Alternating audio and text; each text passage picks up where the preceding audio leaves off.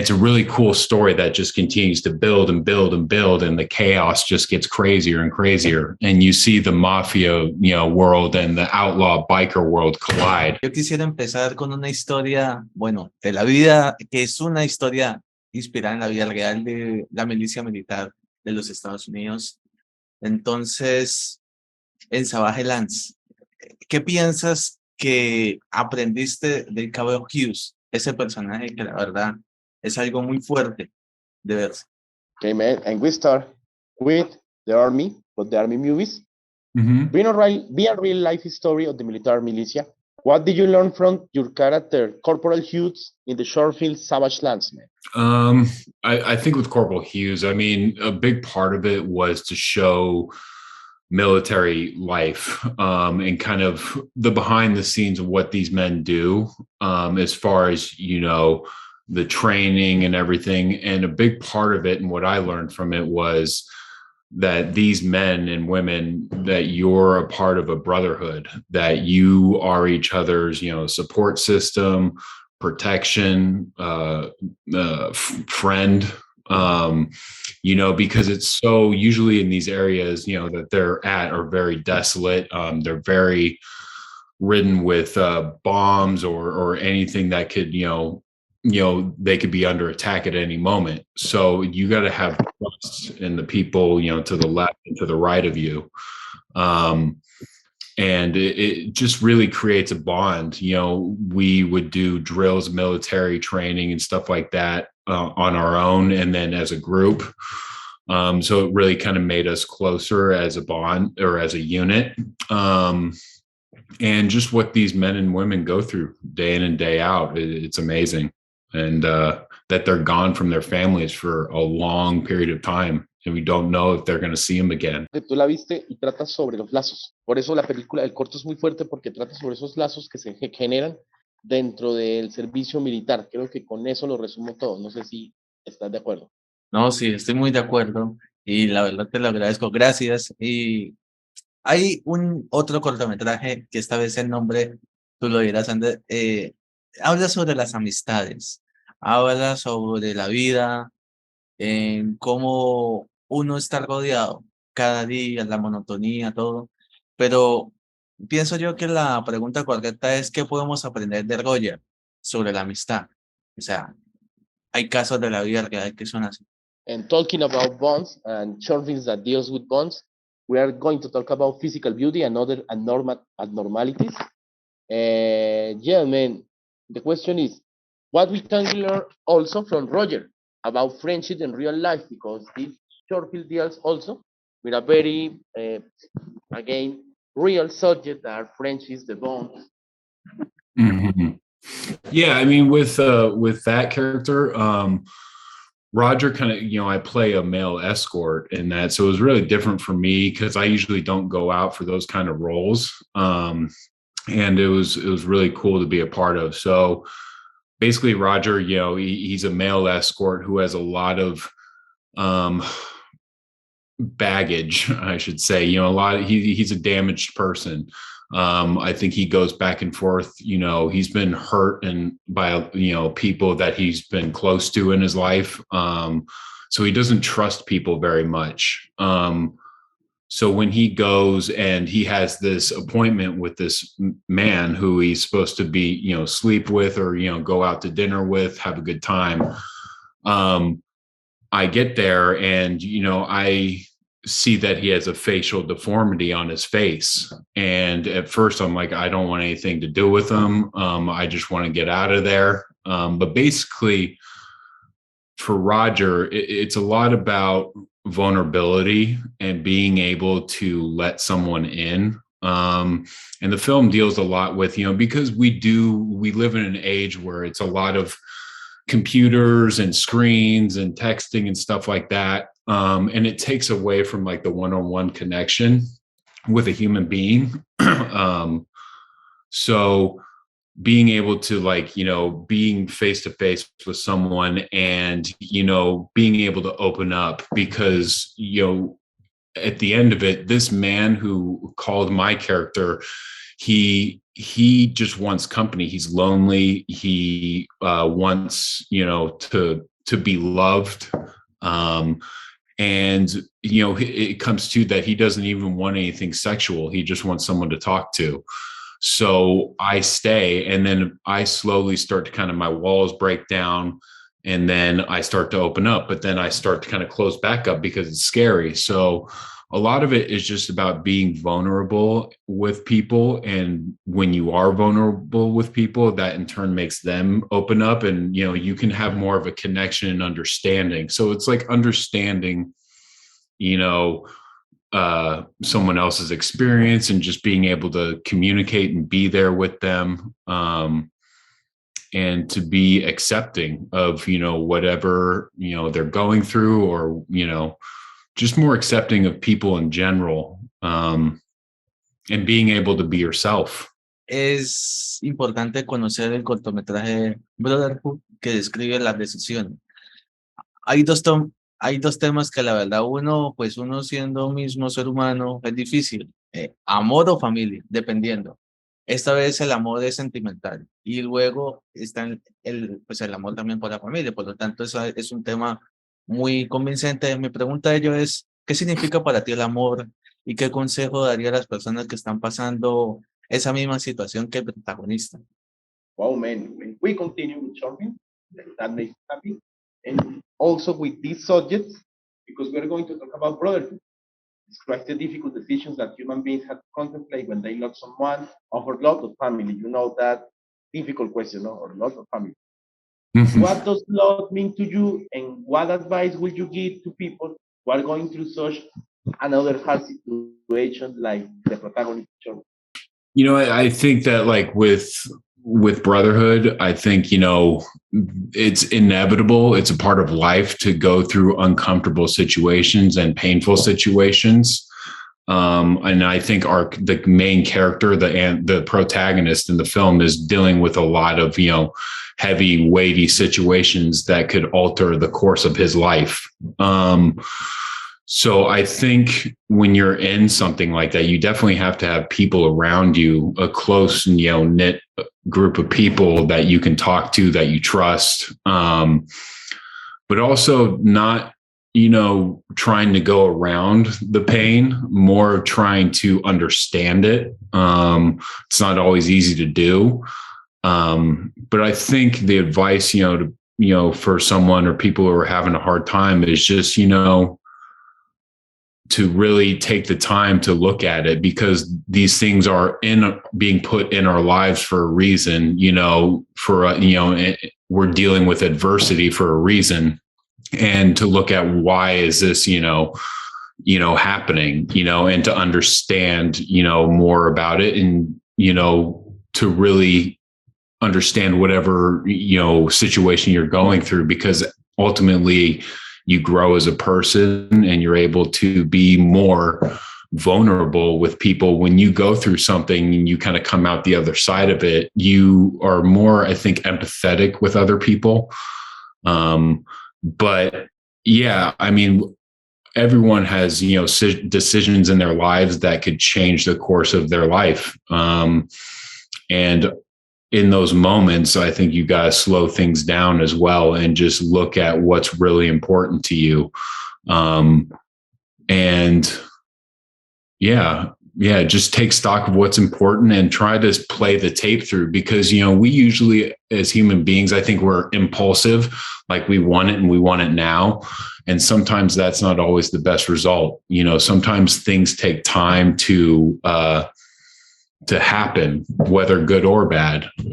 So I think just taking time, you know, and just having moments to yourself where you can really do a deep dive on where you are at emotionally, and having positive people around you, definitely. Hablo sobre la historia de la película antes de la mujer del enterrador. Bueno, de Undertaker, o sea, tiene referencias sobre volver a empezar. O sea, sí, volver a empezar de cero y todo, pero habla sobre de que la vida es muy injusta. Sí puede ser injusta en ciertos aspectos que uno dice, he hecho las cosas bien. Ahí es donde esa película le da a uno como duro, porque uno dice, pero estoy haciendo todo bien, ¿por qué me sale de esta manera como yo no quería? A veces es así la vida, pero la pregunta es, ¿qué podemos esperar de esa injusticia y también habla sobre el tema del terror humano. ¿Cómo podemos controlarlo? ¿Será posible o es imposible? And you know, sometimes life is not fair, and we can interpret it that way, no? But how can, as humans, we can control the human terror? Because this movie deals with terror, and maybe, yeah, the terror that are not monsters, not but the life itself.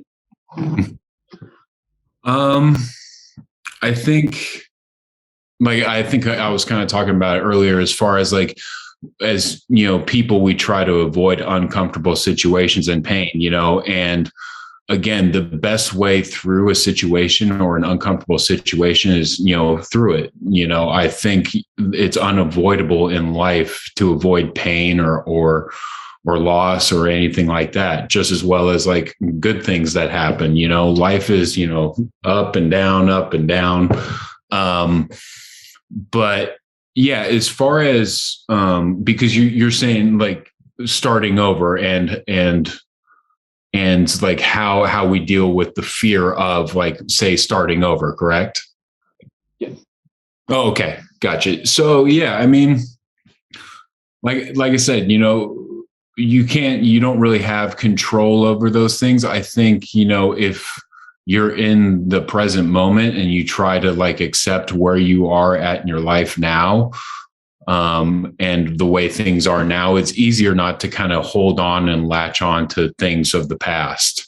You know, I think, yeah, I just don't think that it's something that we can like save ourselves from the pitfalls of life, you know, and it, you know, it's something that if you do kind of get stuck in it, it only causes more anxiety, more pain. So I think, you know, just being able to work through a situation with, you know, because in this circumstance, this family is starting over. They're moving to a completely new state and starting their lives over. So there's going to be fear that comes with that, about making friends, about, you know, just finding your place in a new environment. If things are going to be okay. And there's going to be fear that comes along with that. But I think, you know, when you're starting fresh, you just got to keep moving forward. You know, there's a reason why you're here and you're at in a certain point in your life at this moment. So there's no point to me in looking back, you know, just because it's not going to help you with anything moving forward. You know, it's just constantly, you got to keep moving forward. Ahora sí, Greyhound es, una historia que me dejó, diferente, no sé, diferente porque eso es algo que uno ve sobre la cruda realidad de la milicia militar. Sí, sabemos de que vemos en historias de Estados Unidos siendo la mayor potencia, pero hay veces que no solo es por el uniforme, sino la persona que lo porta, pero lo impresionante de eso es que es una historia sobre poder entender lo ajeno que está la sociedad a ese mundo. ¿Qué opinas tú sobre, no es compadecer, sino también es cómo entender esa milicia y que mucha gente no respeta, pero debe, pues, respetarla porque es su trabajo, es su ley, le está sirviendo al país? Okay, man, you know that this question comes a big movie, and we know that this movie, yeah, man, Greyhound was huge.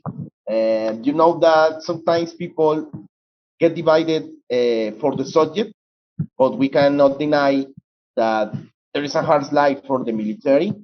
They are defending their country, and this movie got a good message. The question is, how can the society, who are the alien in this kind of world, sympathize, and how can we actually inform ourselves for what's happening today? Because we can say, oh yes, it's a movie about patriotism, but no, it's real. There are people that are fighting out, and society sometimes treat them wrong. I don't know, tell us. It's a big movie, by the way, a great movie. Thank you. Yeah, I mean, for that, I mean, I love working on that, and obviously getting to work with Tom Hanks was amazing. But yeah, so a lot of the film takes place in the pilot house, which is the where the captain is, the ship's quarters. So basically, it's a very tight space, and it goes back to kind of what we were talking about in Savage Lands about military life, is that these people are gone away on missions for like 3-6 months or a year even, where it's hard to talk with their families. You look at, in today's world, that for me personally, if I'm kind of taken out of my home and everything that I'm comfortable with and put somewhere completely different, it's difficult. It's scary because, and what these men and women were dealing with, as far as they're putting their lives on the line every single day. And with Greyhound, it focuses during World War II, during the Battle of the Atlantic. So they were constantly on the lookout for German U-boats who were trying to kill them and take out their convoys. And for me, imagining like having a ship sink in the middle of the ocean at night, with that, terrifies me. So these men and women are very brave for what they do day in and day out, and how they sacrifice for us to be able to live comfortably and be in a nice home and not have to worry about being shot at or killed every day. But also, it's just it's also harsh conditions too. I mean, you're out in the middle of the Atlantic Ocean and you're constantly just getting hit with waves, and it's just chaotic, very small quarters.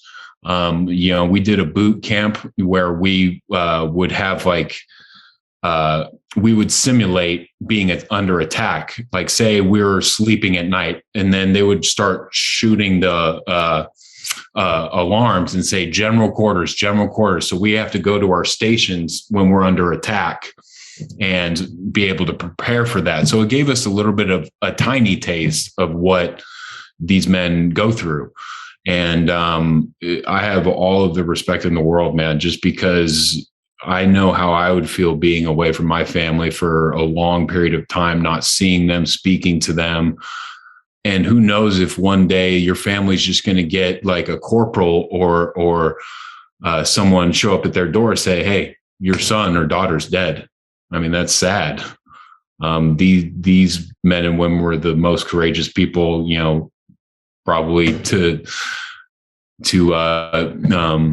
in what they do. So it's amazing. And I think being able to relate to, I think everyone can relate to loneliness and being maybe away from home and missing loved ones and family. That's what makes you who you are. So you go to this group of people, your unit, and they become your family. You share everything with them because they are all you have. And what amazed me before I translate is that a big movie and a small short film in terms of money, but they deal with reality. Mm-hmm. Both Savage Land and Greyhound, man. Wow, what a great parallel. I will translate. John, acá hay que enfatizar algo bacanísimo. Bueno, aparte que fue un campamento donde se hizo entrenamiento de cómo era lo que hacían estas tropas. Por ejemplo, estaba durmiendo y de repente empezaron a sonar alarmas. Y obviamente todo el entrenamiento, tú sabes que eran los barcos que hundían los U-boats, o sea, los submarinos de la Segunda Guerra Mundial, y obviamente trabajar con Tom Hanks.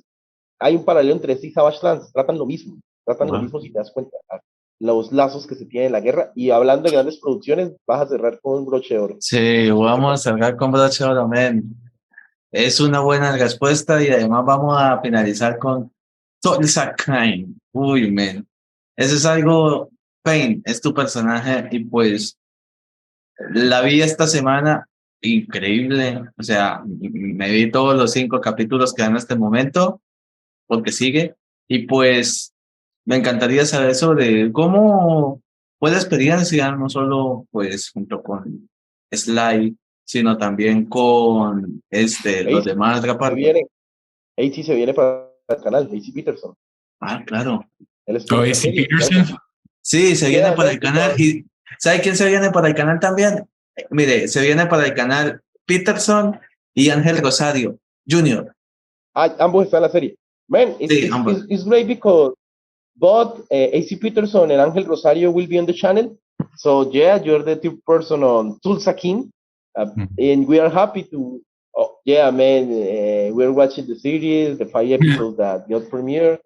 Tell us how was working with these people, not only with the Gray Sly, the Gray Sylvester, but all these people. And by the way, we send a bit high. We know that we will have me here. Okay, it will be great to have the three of you here. I don't know. That will be a great experiment. But let let's answer now. How do you feel working with it? Sí, John, sería bueno tenerlos a los tres, ¿no? Pero bueno, how was acting with these guys? Ahí también está Justin García Pruneda, también va a estar. I don't know that Justin Garcia Pruneda will be on the channel, so I don't know. So for me, it's great news. But yeah, man, tell us about Tulsa King, whatever you want to say. Yeah, it was awesome, dude. It was great. Yeah, when I got contacted about it, it was I found out it was a Taylor Sheridan show and Terrence Winter, who I loved both of them. With Taylor Sheridan with Sicario, and Terrence Winter for Sopranos, and it kind of blends like the mafia and like the outlaw gang kind of Sons of Anarchy worlds together, and it was a lot of fun. Everyone was really great to get along with. Stallone and Martin Starr, and everybody was awesome. But yeah, as far as the character goes, I loved it, man, because for me, I get a lot of stuff where I'm a big guy, so I get a lot of the intimidation stuff. But for him, I really liked it because they added a little like twinge of vulnerability with him, that he wasn't the sharpest tool in the shed. So I really ran with that. Yeah, because basically you see this mountain of a man, but on the inside, he's like a scared little boy. He knows how to take care of himself, but outside of like life decisions or anything, he looks to other people. He's unsure. So yeah, and it makes you kind of empathize with him a little bit, because there's a scene where we go to it's like a festival, and they're selling drugs or nitrous on our territory. And we approach them about it. We don't do anything about it, but then we go and we're intimidating these guys like, hey, get off our territory. But then we go back to our boss, and he's saying, so you just let these guys walk in and sell drugs and you're not going to do anything about it? And basically he turns into this small little boy. He's like, well, I'm sorry. Like, we didn't want to do anything until you made, you said it was okay, blah, blah, blah. So he kind of turns into this little kid, which is funny to see this big man become so small, which I love doing. I love, roles that are contradictory, you see someone come in with with an attitude who, is a tough guy, but there's something behind that. There's always a reason why they put up that bravado, because they're in pain or they're scared. So they put that out there so it keeps you away. But yeah, I mean, I got to do some wire work with stunts, which was awesome. And like I said, everyone on the cast and crew, we would go out to dinners afterwards and go out bowling and stuff like that.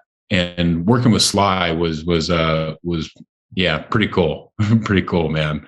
Watching his movies growing up, and he's self-made, he wrote, he paved a way for himself in this business. He's very creative and talented, and he has his hands in everything, as far as the acting on Tulsa King.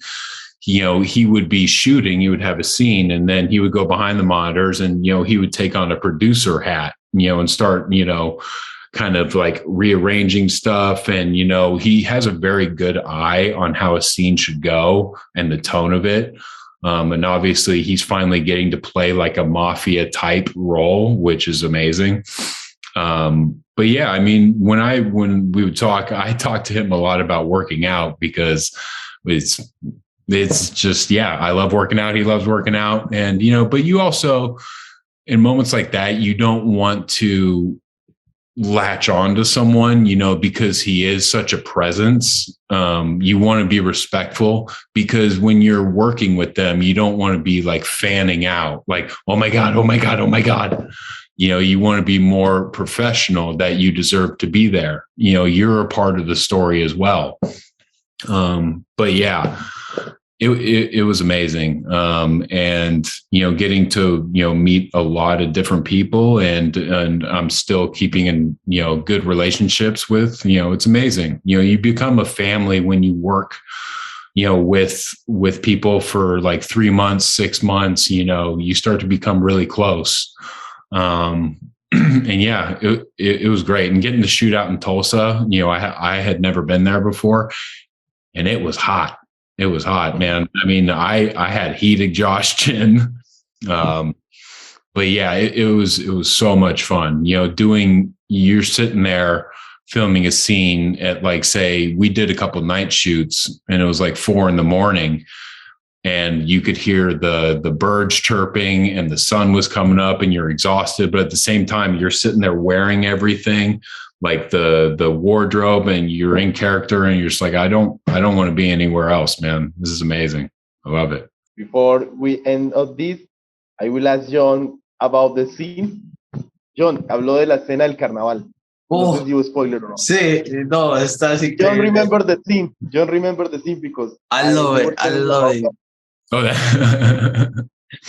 Es una de las mejores escenas que hay en la serie hasta por el momento. Vamos a ver qué continúa con el avance del personaje de Pen, pero no. Dale un fuerte aplauso. Bravo, bravo. Travis. Yeah, man. Amazing interview. Man, su espacio por tus redes sociales, un saludo para Colombia. Invita a que la gente vea Tulsa King. Bueno, la cámara es tuya. Thank you. Man, the camera is yours, so you can say your social media so people can follow you. Send a bit hi to Colombia, to wherever you want. Invite people to watch Tulsa King or any project.